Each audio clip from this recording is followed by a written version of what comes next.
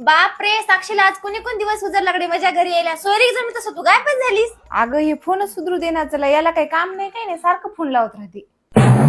मग काय करतात आमचे दाजी. गावात त्याचं मोठंच्या मोठं किराणा दुकान आहे, ते बी 4 गावात लई चलते होय. बापरे हुंडा किती घेतला.